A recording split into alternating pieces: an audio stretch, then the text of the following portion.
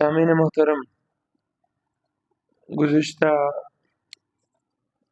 آیت میں اللہ رب العالمین نے بنی اسرائیل کی نااہلی کا ذکر فرمایا، یہودیوں کی، کہ موسیٰ علیہ السلام کے بعد اور اہل لوگوں کے بعد نااہل لوگ کتاب کے وارث ہوئے، اور انہوں نے کتاب کے بدلے میں اس دنیا کی ادنا زندگانی کا مال، اسباب لینا شروع کر دیا، فتوے بیچنے شروع کر دیے، فتوے، اور ساتھ ساتھ کہنے لگے سیغفر لنا، ہم بخشے جائیں گے، ہمیں معاف کر دیا جائے گا۔ اس پر اللہ نے جواب دیا، الم یؤخذ علیہم میثاق الکتاب، کیوں جھوٹ بولتے ہو؟ کیا تم سے کتاب میں، صفدر صاحب، کیا کتاب میں وعدہ نہیں لیا گیا؟ اگر تمہیں ایسی ہی بخش دینا ہے، تمہاری ان بدعمالیوں کے ساتھ ہی بخشا جانا ہے تم نے، ہاں، تو پھر تم سے کتاب میں کیوں وعدہ لیا ہے؟ اور وعدہ بھی اللہ نے کیا لیا ہے؟ اللہ یقولوا علی اللہ الا الحق، کہ اللہ کے بارے میں بات کرنی ہے تو کون سی بات کرنی ہے؟ سچی بات کرنی ہے۔ وَدَرَسُوا مَا فِيهِ، اور کتاب میں جو احکام اللہ نے بیان کیے ہیں وہ تم پڑھ بھی چکے ہو، وہ اس میں پڑھ چکے ہیں۔ وَالدَّارُ الْآخِرَةُ خَيْرٌ، اور آخرت کا گھر بہتر ہے، لِلَّذِينَ يَتَّقُونَ، پرہیزگاروں کے لیے۔ افلا تعقلون، اور عقل کیوں نہیں کرتے؟ سمجھتے کیوں نہیں ہو؟ اب یہاں سے آگے اللہ متقیوں کا اور میثاق کے اوپر، وعدے کے اوپر عمل کرنے والوں کا اللہ بشارت ذکر کرے، جو اپنے اس وعدے پر قائم رہے جو اللہ کے ساتھ انہوں نے کیا تھا، اس وعدے پر جو قائم رہے ان کے لیے اللہ بشارت ذکر کرے، خوشخبری ذکر کر رہے ہیں۔ والذین یمسکون بالکتاب، اور جو لوگ مضبوط پکڑے ہوئے ہیں، یمسکون، مضبوطی سے پکڑے ہوئے ہیں، بالکتاب، کتاب کو مضبوطی سے پکڑنے کا مطلب کیا ہے؟ یہ نہیں ہے کہ ظاہری ایسے مضبوط پکڑ لینا۔ کیا مطلب ہے؟ کہ کتاب کے احکام کے مطابق، کتاب میں بیان کردہ احکام کے مطابق اپنی کیا کر رہے ہیں؟ زندگی گزار رہے ہیں۔ وہ اقام الصلاۃ، اور نماز بھی قائم کر رہے ہیں، نماز بھی قائم کرتے ہیں۔ انا لا نضيع اجر المصلحین، بے شک ہم ایسے نیکوکاروں کا اجر ضائع نہیں کرتے، ایسے نیک لوگوں کا، جیسے عبداللہ بن سلام تھے اور ان جیسے اور لوگ جو نبی پاک صلی اللہ علیہ وسلم پر ایمان لائے، تورات کو انہوں نے مانا، موسیٰ علیہ السلام پر جو کتاب اتری تھی اس کو بھی مانا، اور اس کے احکام میں رد و بدل نہیں کیا، نہ تحریف لفظی کی، نہ تحریف معنوی کی، اور اس کتاب کے وعدے کے مطابق آخر الزمان پیغمبر حضرت محمد الرسول اللہ صلی اللہ علیہ وآلہ وسلم پر بھی ایمان لائے، اور ان پر بھیجی ہوئی شریعت کے پر بھی ایمان لائے۔ اللہ فرماتا ہے ایسے نیکوکاروں کے اجر کو ہم ضائع۔ وَإِذْ نَتَقْنَا الْجَبَلَ فَوْقَهُمْ، یہ انہیں یہودیوں کے اس قول کا دوسرا رد ہے، وہ جو انہوں نے کہا تھا سَيُغْفَرُ لَنَا، ہم کیا کر دیے جائیں گے؟ بخشے جائیں گے، ہمیں معاف کر دیا جائے گا۔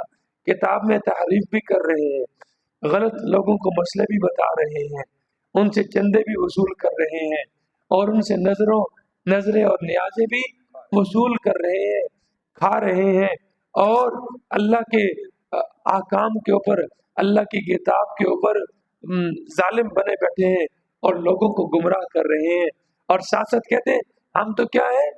بخشے جائیں گے، ہم نبیوں کی اولاد ہیں، ہم بزرگوں کی اولاد ہیں، لہذا ہم سے کوئی حساب کتاب نہیں ہونا۔ اللہ فرما رہے ہیں وَإِذْ نَتَقْنَا الْجَبَلَ، ذرا اس وقت کو بھی یاد کرو نا جب ہم نے اٹھایا پہاڑ کو، فوقہم، ان کے اوپر.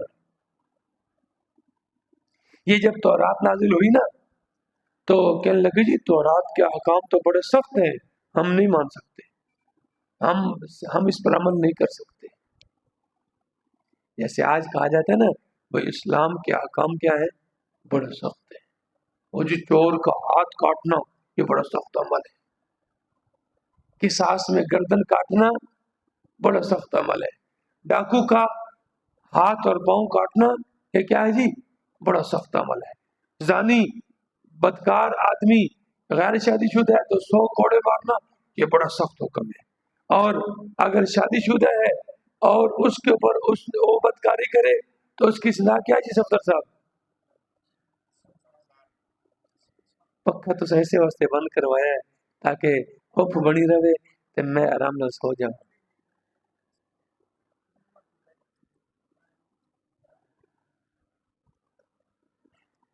شادی شدہ آدمی کی سزا کیا ہے؟ سنگسار ہے، پتھر مار کر. او جی بڑا سخت، بڑی سخت سزا ہے. سمجھ آ رہی؟ جس طرح آج اسی طرح انہوں نے بھی کہا تھا کہ یہ کیا ہے، تورات میں جو احکام بیان ہے کیا ہے جی، بڑے سخت ہیں، ہم اس پر عمل. اللہ نے جبریل علیہ السلام کو فرمایا جاؤ ذرا پہاڑ اٹھا کر نا ان کے سر پہ لا کے کھڑا کرو. ہاں، پہاڑ ان کے سروں پر آیا. اللہ پر وَإِذْ نَتَقْنَا الْجَبَلَ، جب ہم نے اٹھایا پہاڑ کو، فوقہم، ان کے اوپر، كَأَنَّهُ ظُلَّ، گویا کہ وہ کیا ہے، سائبان. جیسے کوئی تمبو نہیں لگایا جاتا اوپر سائے کے لیے، یوں ان کے سروں کے اوپر لا کے. وَظَنُّوا، اور ان کو یقین ہو گیا، گمان کر لیا، انہ واقع بہم، کہ وہ ان کے اوپر گرنے والا ہے. ہم نے کہا خذوا ما آتیناکم، پکڑو جو ہم نے تمہیں دیا ہے. خذوا ما آتیناکم، پکڑ لو اس کتاب کو جو ہم نے تمہیں دی ہے، بقوت، مضبوطی کے ساتھ. وَاذْکُرُوا ما فیہ، اور یاد کرو اس کو جو اس میں بیان کیا گیا ہے، نصیحت حاصل کرو اس کے ساتھ. لعلکم تتقون، تاکہ تم بچ جاؤ، تاکہ تم، اگر تم ویسے ہی بخشے بخشائے تھے تو یہ پہاڑ اٹھانے کی ضرورت کیا تھی؟ ہاں جی، پھر تمہارے پاس کتاب بھیجنے کی ضرورت کیا تھی؟ تم سے یہ وعدہ لینے کی ضرورت کیا تھی؟ دو.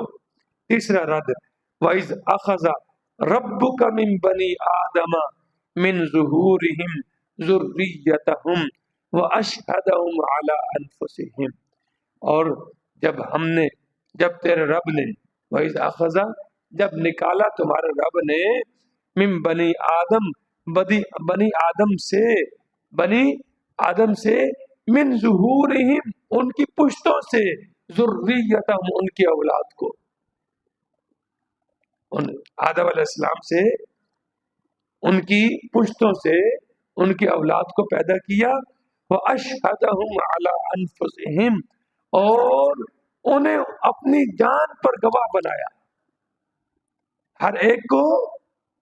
یعنی یہ وعدہ عالم ارواح میں لیا گیا. عام مفسرین کا یہی رائے ہے. یہ وعدہ کب لیا گیا؟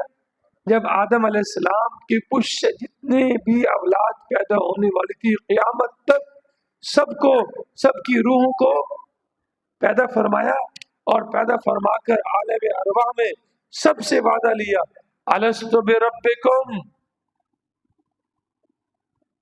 کیا میں تمہارا پروردگار نہیں ہوں؟ کیا میں تمہارا پروردگار نہیں ہوں؟ قالو، تو سب نے کہا بلا، کیوں نہیں، شہیدنا، ہم گواہی دیتے ہیں اس بات پر، شہیدنا، ہم اس پر کیا ہے، گواہ ہے کہ تو ہمارا کیا ہے، رب ہے. اچھا یہ وعدہ کیوں لیا؟ سردار صاحب یہ وعدہ کیوں لیا اس وقت؟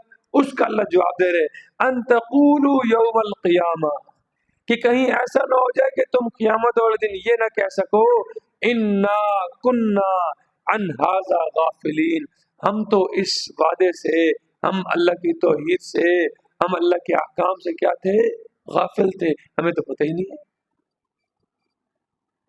یہ اس لیے وعدہ لیا ہے تاکہ کل قیامت والے دن انکار نہ کر سکو، یہ نہ کہہ سکو جی ہمیں تو پتہ ہی نہیں تھا۔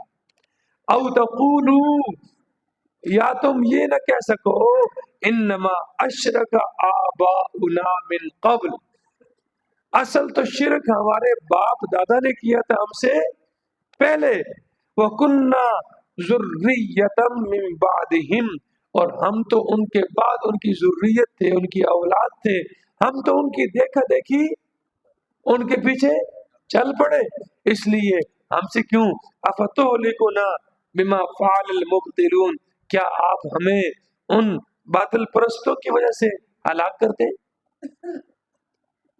یہ تو ہمارے باپ دادا کا قصور ہے، ہمارا تو قصور ہے ہی نہیں۔ باپ دادا نے شرک کیا تو ہم بھی شرک کر رہے ہیں۔ اللہ فرماتے اس لیے تو سب سے وعدہ لیا کہ الست بربکم، کیا میں تمہارا رب؟ تاکہ کل قیامت والے دن کو یہ نہ کہہ سکے جی ہم تو اللہ کی وعدانیت سے کیا تھے؟ غافل تھے، یا ہمارے باپ دادا نے کیا کیا؟ شرک کیا، نافرمانی کی، تو ہمیں تو پتہ نہیں تھا، ہم ان کی دیکھا دیکھی اسی راستے پر چل پڑے، تو کیا آپ افتہلکنا بما فعل المبطلون، کیا بس ہلاک کرتا ہے ہم کو اس وجہ سے جو کیا ہے جھوٹوں نے، باطل پرستوں نے؟ تو اللہ رب العزت قرآن پاک میں بار بار اسی بات کی دعوت دے رہے ہیں کہ اتباع کرنی ہے کس کی؟ اللہ اور اس کے رسول کے حکم کی، قرآن اور سنت کی، نہ کہ باپ دادا کی۔ باپ دادا اگر غلط راستے پر چل رہے ہیں تو ان کی اتباع نہیں کرنی۔ کئی مقامات پر اللہ نے فرمایا، جب ان کو کہا جائے نا کہ آ جاؤ اللہ کے قرآن کے مطابق زندگی گزارو، تو کیا کہتے ہیں؟ وجدنا علیہ آبانا، ہم نے اپنے باپ دادا کو یہی کرتے پایا ہے، لہذا ہم تو اسی پر چلیں گے۔ ساڑھے پیو دادا غلط سن، اور موسیٰ علیہ السلام سے فرعون نے بھی سوال کیا تھا نا کہ جو پہلے گزر چکے ہیں ان کے متعلق تیرا کیا خیال ہے؟ تو موسیٰ علیہ السلام نے کیا جواب دیا؟ قال علمها عند ربی، ان کا علم میرے رب کے پاس ہے۔ اصل میں وہ موسیٰ علیہ السلام کو ٹریک سے ہٹانا چاہتا تھا،